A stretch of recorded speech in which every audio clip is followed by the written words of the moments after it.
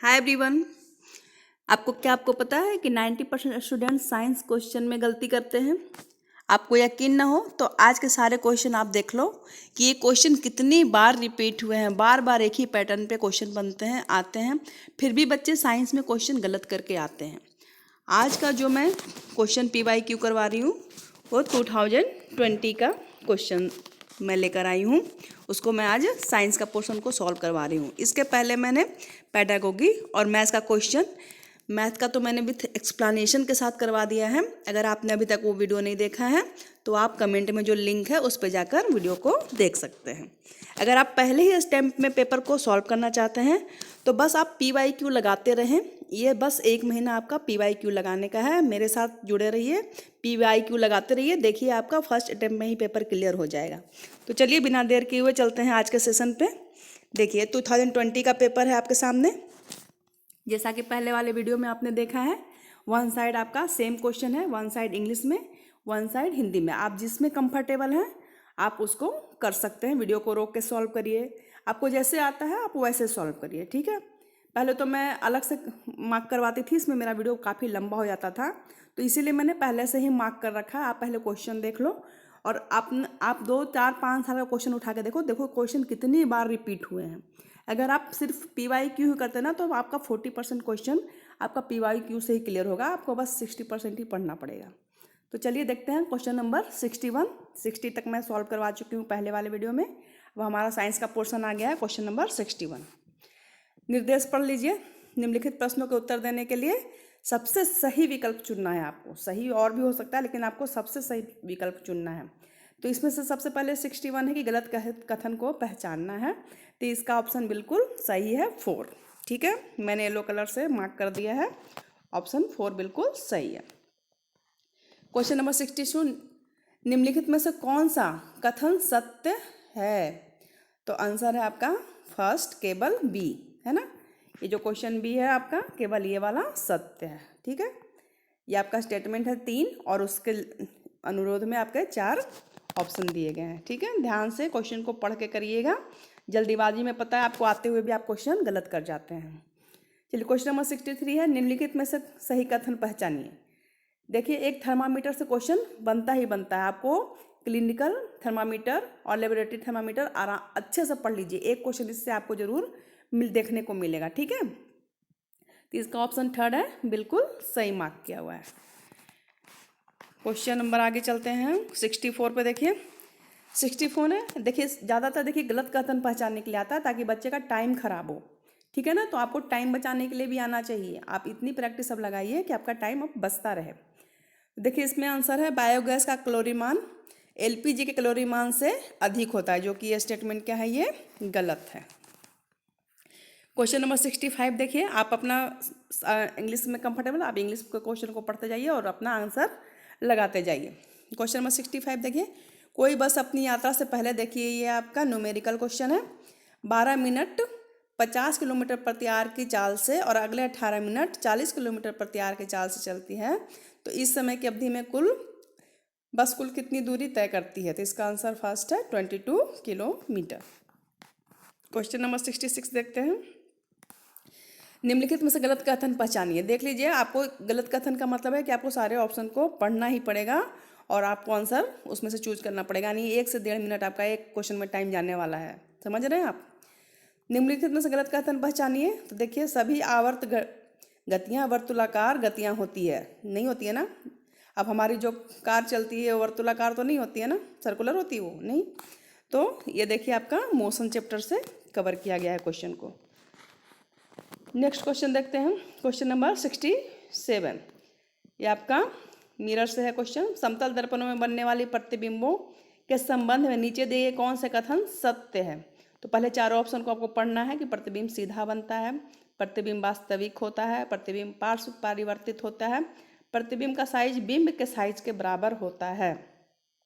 तो option ACD क्या है, सत्य है। आपका केवल B गलत है, क्योंकि आपने पढ़ा होगा ना कि इमेज वास्तविक भी होता है और अवास्तविक भी होता है, काल्पनिक पढ़ा होगा।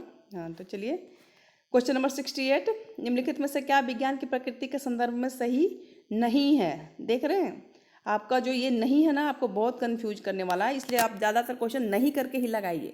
सही चुनना आप छोड़िए, नहीं करके क्वेश्चन लगाइए, तो जल्दी आप कवर कर पाएंगे, आप टाइम बचा पाएंगे अपना। काफ़ी बच्चे को तो इसलिए वो नहीं पेपर कर पाते हैं, क्लियर कर पाते हैं, क्योंकि उनका आता तो उनको सारा क्वेश्चन है, पर वो टाइम के लिए अंदर नहीं कर पाते हैं, उनके क्वेश्चन छूट जाते हैं। तो आपको ये वाले चीज़ों से भी बचना है ना, सिर्फ पढ़ने से नहीं होगा, टाइम को भी बचाकर चलना पड़ेगा आपको। निम्नलिखित में से क्या विज्ञान की प्रकृति के संदर्भ में सही नहीं है? तो क्या है? विज्ञान तथ्यों के समुच्चय के समतुल्य है, ये ऑप्शन इसका सही नहीं है। क्वेश्चन नंबर 69 देखिए, राष्ट्रीय पाठचर्या एक एनसीएफ से क्वेश्चन आपको बनेगा ही। अनुसार अच्छी विज्ञान शिक्षा क्या होनी चाहिए? तो बच्चों के प्रति निष्ठा, true to the child. Science हमेशा एक्यूरेट, मैथ एंड साइंस एक ऐसा सब्जेक्ट है जो हमेशा एक्यूरेट रिजल्ट देता है, ठीक है ना, सच्चाई को सामने लाता है। एक अच्छी विज्ञान शिक्षा पाठचर्या के निम्नलिखित में से कौन सी वैधता की संतुष्टि क्रियाकलाप और प्रयोग द्वारा होती है? तो कौन सी होती है? प्रोसेस वाली, प्रतिक्रियात्मक, ठीक है। 70 क्लियर है। वीडियो अगर आपको अच्छी लग रही हो तो आप अभी ही लाइक कर दें, क्योंकि बीच में आप लाइक करना भूल जाते हैं, वीडियो छोड़कर चले जाते हैं। और आप ना कमेंट में SST लिखो, ताकि मैं 60 क्वेश्चन जो SST के मैथ और साइंस के क्वेश्चन तो 60 हो गए, अगर आप SST के भी क्वेश्चन देखना चाहते हैं तो आप कमेंट में SST लिखो, मैं अगला वीडियो SST पे बना दूंगी आपके लिए 2020 का। चलिए क्वेश्चन नंबर 71 देखते हैं। अनु कक्षा 8 के बच्चों को शैक्षिक भ्रमण के लिए लेकर जाती है।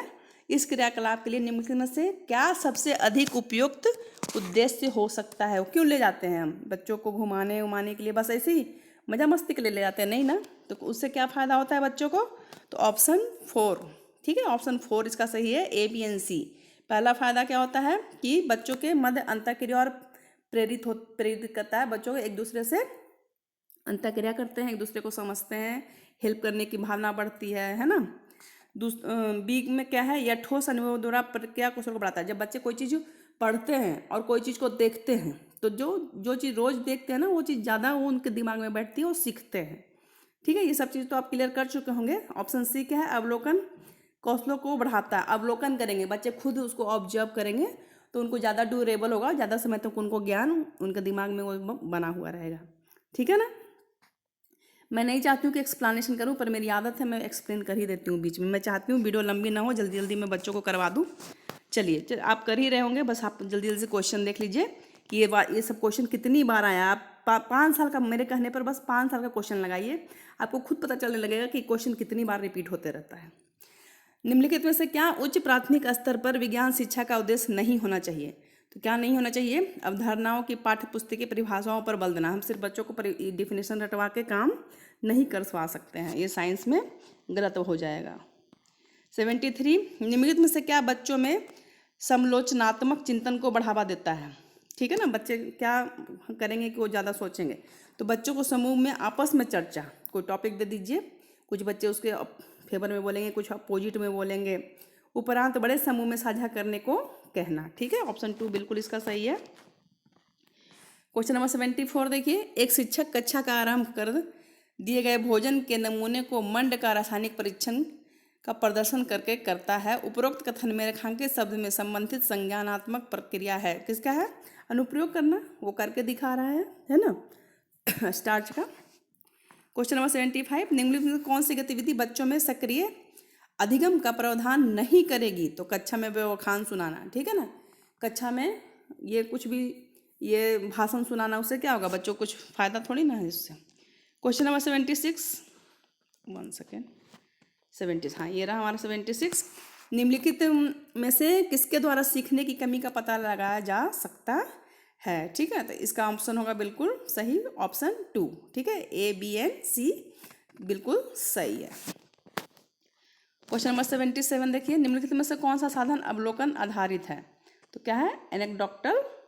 एनेक्डोटल रिकॉर्ड, ठीक है ना, वर्णन अभिलेख। 78 देखते हैं, नीचे दिए गए कथनों में से कौन से कथन सही है? चलिए यहाँ पर पूछा गया सही है, तो कौन कौन से सही है? A और B, ठीक है। ये आपके सिलेबस से क्वेश्चन है। पश्मीना वाला जो है ना, पश्मीना साल बकरी के बालों से बनता है, और B अंगोरा एक प्रकार की ऊन है जो खरगोश से प्राप्त होता है। ये चैप्टर आपने पढ़ा होगा। आपको तो पता ही है कि आपको साइंस के पोर्शन पेपर सेकंड के लिए 6 to 10 तक सारी बुक्स पढ़नी होती है, वो भी NCERT है ना। उससे बाहर कुछ भी क्वेश्चन नहीं आएगा। अगर आप दूसरी बुक पढ़ रहे हैं तो आप अपना टाइम वेस्ट कर रहे हैं। नीचे दिए गए लक्षणों के आधार पर जंतु को पहचानिए। ठीक है, लंबा मेरुदंड, ठीक है ना, रीढ़ की हड्डी, बहुत सी मांसपेशियां, आगे धकेलने के लिए उनके शरीर को वलय में मुड़ना। तो उस तरह कौन सा होता है? केचुआ। केचुआ भी वैसे ही चलता है लेकिन उसका लंबा मेरुदंड नहीं होता, वो सर्प में होता है। ठीक है, सांप में। क्वेश्चन नंबर 80 देखते हैं। नीचे दिए गया कौन सा कथन सही नहीं है? तो सभी धमनियां ऑक्सीजन समृद्ध रक्त को ले जाती है। नहीं ले जाती ना, एक ही ले जाती है, एक तो अशुद्ध रक्त को ले जाती है।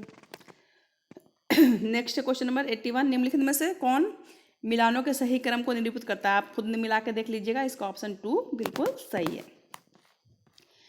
82। एक्स वह रसायन जो हमारे आमाशय में उपस्थित होता है तथा भोजन को पचाने के लिए आवश्यक होता है। जब एक्स अधिक स्रावित होता है तो यह अपाच जैसी स्वास्थ्य समस्याएं उत्पन्न करता है। तो वाई वह रसायन है जिसका उपयोग ऐसी परिस्थितियों में उपचार के लिए किया जाता है। तो एक्स और वाई क्या है? ठीक है, देखिए हमारे पेट में क्या निकलता है? Hydrochloric acid. ठीक है, जिसको अगर ये ज़्यादा हो जाता है, पेट में डकार वगैरह आने लगता है, तो हम उसको क्या खाते हैं? मिल्क ऑफ मैग्नीशिया देते हैं, जाके वो दोनों फिर न्यूट्रल होता है। ठीक है ना, तो एक्स है हाइड्रोक्लोरिक और वाई है मिल्क ऑफ मैग्नीशिया। अम्ल को कौन बराबर कर सकता है? अम्ल को छाड़ देंगे तभी तो न्यूट्रल हो जाएगा ना, सॉल्ट बन जाएगा। चलिए क्वेश्चन नंबर 83 देखिए। निम्नलिखित में से किस प्रक्रिया में बैक्टीरिया का उपयोग नहीं होता? तो डबल रोटी पकाने में, जब हम आग में पकाएंगे तो हमें बैक्टीरिया का यूज नहीं, बैक्टीरिया ऐसे भी मर जाएगा। Next question number 84। निम्नलिखित में से कौन सा अन्य से भिन्न है? ठीक है, कौन सा है ना? तो संरक्षण। ठीक है ना, ये मरुस्थलीय अपरदन वनोन्मूलन सब क्या है? वन कटने से होता है, लेकिन संरक्षण तो इसका पार्ट ही नहीं है। संरक्षण तो वन को बचाने से होगा। 85। निम्न में कौन सा कथन सही नहीं है? तो क्रिस्टिकलन एक रासायनिक परिवर्तन है। नहीं, क्रिस्टिकलन रासायनिक परिवर्तन नहीं है, बिल्कुल ये फिजिकल है। क्वेश्चन नंबर 86 देखिए। कणों के साइज के अनुसार कौन सा आरोही क्रम में निरूपित करता है? ठीक है, ये मिट्टी से क्वेश्चन है। एक क्वेश्चन हमेशा आपको ये देखने को मिलेगा, बजरी वाला है ना, मृतिका, गाद, रेतु, बजरी, चट्टान, ये वाला एक क्वेश्चन मिलेगा। आप इसको घोर के पी जाइए अच्छे से। ठीक है, एक क्वेश्चन मैं पहले बता चुकी हूँ कि हमेशा आता है थर्मामीटर वाला, एक क्वेश्चन नहीं आता है। तो इसका ऑप्शन बिल्कुल 1 बिल्कुल सही है। 87 देखिए।